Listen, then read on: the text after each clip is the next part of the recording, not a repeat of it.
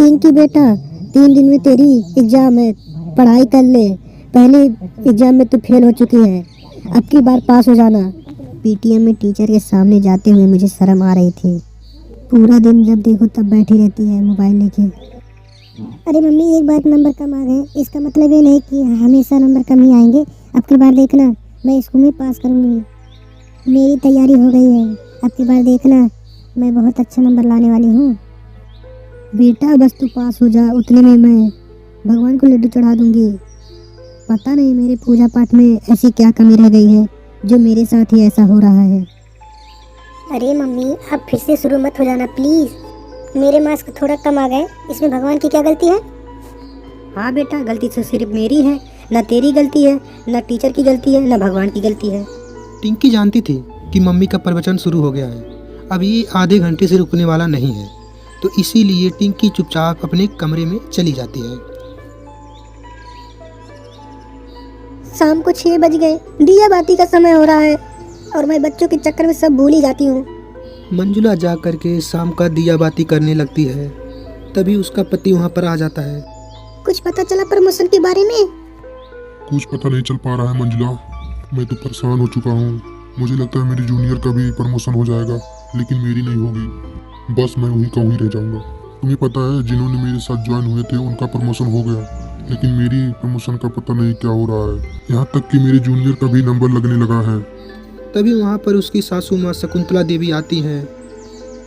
तेरी आधी जिंदगी बिता दी तूने घर में, लेकिन तुझमें बहू वाले गुण नहीं है।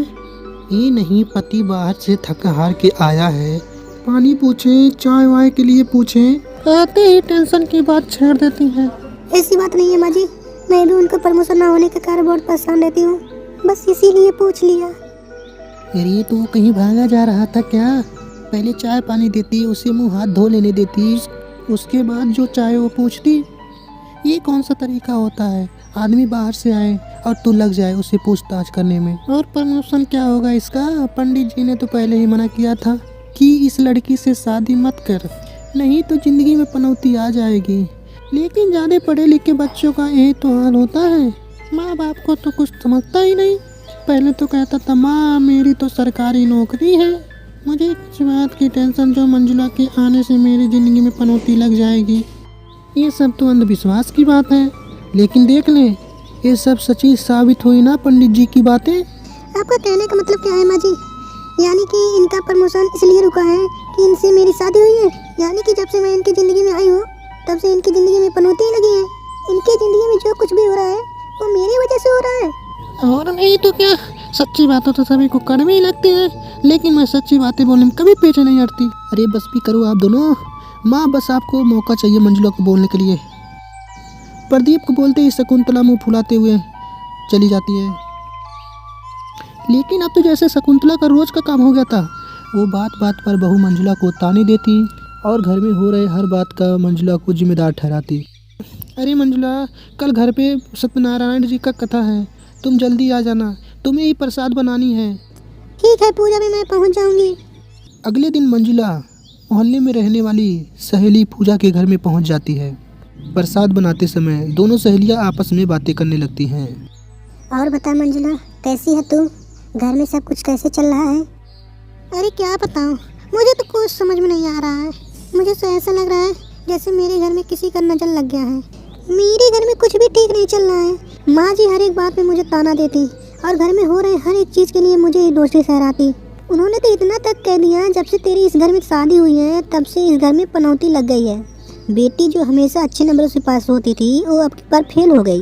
आजकल उसकी पढ़ाई पे भी न जाने किसकी काली नजर लग गई है। पिछले टेस्ट में तो फेल होते होते बची। प्रदीप का प्रमोशन होने का नाम ही नहीं ले रहा है। कुल मिला के घर का माहौल बहुत ही खराब चल रहा है यार।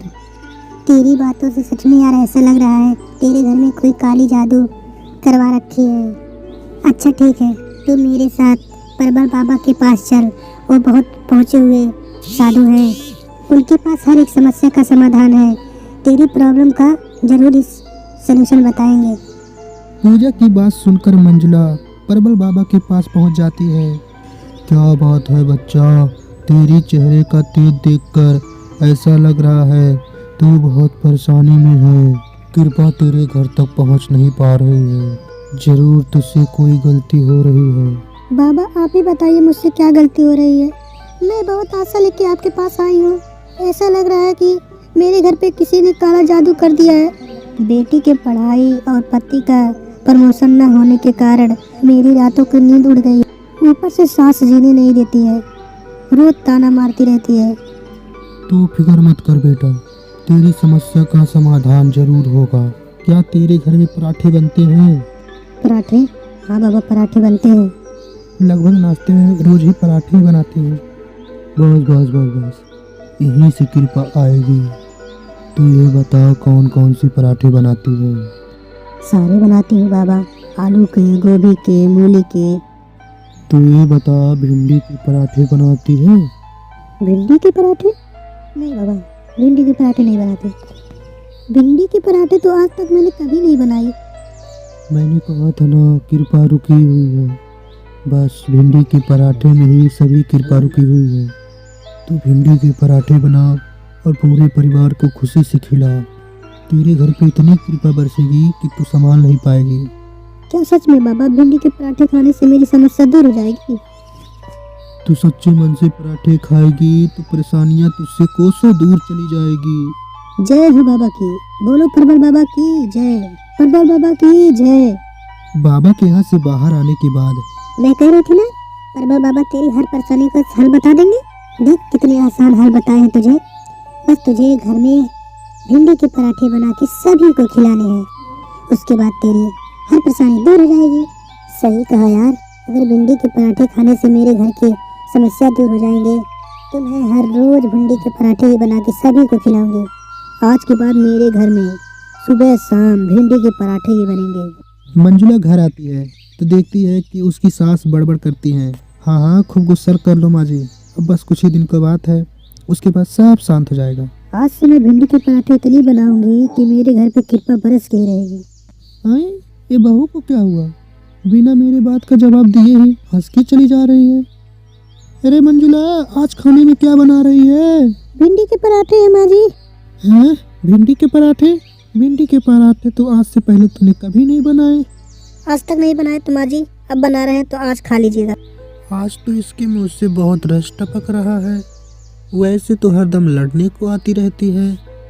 उस दिन सभी लोग खुशी खुशी भिंडी के पराठे खा लेते हैं। अगले दिन सुबह सभी लोग फिर भिंडी के पराठे ही खा लेते हैं शाम के टाइम। अरे मंजुला, खाने में आज क्या बनाई है? भिंडी के पराठे। भिंडी के पराठे बनाई है जी। आप बैठिए, मैं अभी लगा के लाती हूँ। अरे यार, ये क्या तुमने लगा रखी है? सुबह भी तुमने भिंडी के पराठे बनाए, शाम को भी तुमने भिंडी के पराठे बनाए, अब इस टाइम भी भिंडी के पराठे बना दी। तुमने थोक से भाव से भिंडी खरीद ली थी क्या? खैर जो भी हो, मैं अब भिंडी के पराठे नहीं खाने वाला हूँ। मुझे तुम कुछ और बना के दो। आपको मेरी कसम है, जो आपने भिंडी के पराठे खाने से मना किया। अगर मैं भिंडी के पराठे बनाई है तो कुछ सोच के ही बनाए होंगे ना। लेकिन क्या सोच के बनाया है, कुछ बताओ भी। देखिए, मैं जो कुछ भी कर रही हूँ ना, इस घर की खुशी और शांति के लिए कर रही हूँ। मैं परबल बाबा के पास गई थी और उन्होंने कहा है कि तुम जाकर अपने घर में भिंडी के पराठे बना के सभी को खिलाओ और तुम्हारी समस्या दूर हो जाएगी। अरे मम्मी, आप पढ़ी लिखी होकर भी ऐसी अंधविश्वास की बात कैसे कर सकती हो? अगर भिंडी के पराठे खाने से सभी की समस्या दूर हो जाती तो सारी दुनिया भिंडी के पराठे ही खाकर समस्या दूर कर लेती। देखो, मुझे बहस नहीं करनी, मैं जो कह दिया सो कह दिया। अगर आप लोग भिंडी के पराठे खाने से मना किया तो मेरा मरा मुंह देखोगे। मंजुला जिद पर अड़ गई थी और किसी की बात सुनने के लिए राजी नहीं थी। मंजुला की जिद देखकर सभी लोग शांत होकर भिंडी के पराठे खा लेते हैं। लेकिन मंजुला अभी रुकने के मूड में नहीं थी। अगले 3 दिन तक जय बाबा जी नारे लगाते जाती है और सुबह शाम भिंडी के पराठे बनाती रहती है और जोर जबरदस्ती से सभी को खिलाती जाती है। मंजुला को महसूस हो रहा था, जब से वह भिंडी के पराठे अपने सासू माँ को खिलाने लगी, तब से उनका ताने मारना और झगड़े करना कुछ बंद हो गया था और मंजुला से उसकी सासू माँ बहुत प्रेम से बातें करती थी। चौथे दिन सुबह को, मम्मी, आप सोच भी नहीं सकती आज क्या हुआ है। मैं क्लास में फर्स्ट आई हूँ। देखा, मैंने कहा था ना, कृपा बरसेगी। बरस गई कृपा। जय परबल बाबा की। तभी प्रदीप भी खुशी खुशी घर आता है। मंजुला, मेरी प्रमोशन हो गई। मैं चीफ इंजीनियर बन गया। सभी मुंह मीठा करो। जय हो परवर बाबा, मैंने कहा था ना कृपा बरसेगी। भिंडी ने तो कमाल ही कर दिया। अब से मैं 1 साल तक आप लोगों को भिंडी के पराठे ही खिलाऊंगी। अरे मम्मी रुक जाओ आप। आपके बाबा जी के पराठे से नहीं, मैंने अपने मेहनत से मास्क अच्छे लाए हैं। और मेरे मास्क इसलिए कमाए से क्योंकि आप और दादी घर में इतनी लड़ाई करते थे कि मैं अच्छे से पढ़ नहीं पाती थी। अब आप दोनों अच्छे से रह रहे हो तो मैंने अच्छे से पढ़ाई की और मैं फर्स्ट आ गई।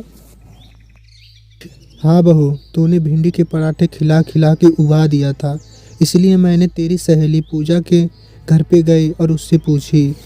उसने बताया कि तू मेरे ताने मारने से और लड़ने झगड़ने से परेशान है, इसलिए मैंने सब बंद कर दिया।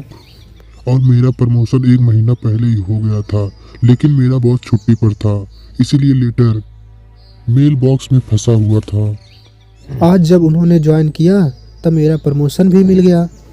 इसका मतलब मेरे भिंडी के पराठे से कुछ भी नहीं हुआ।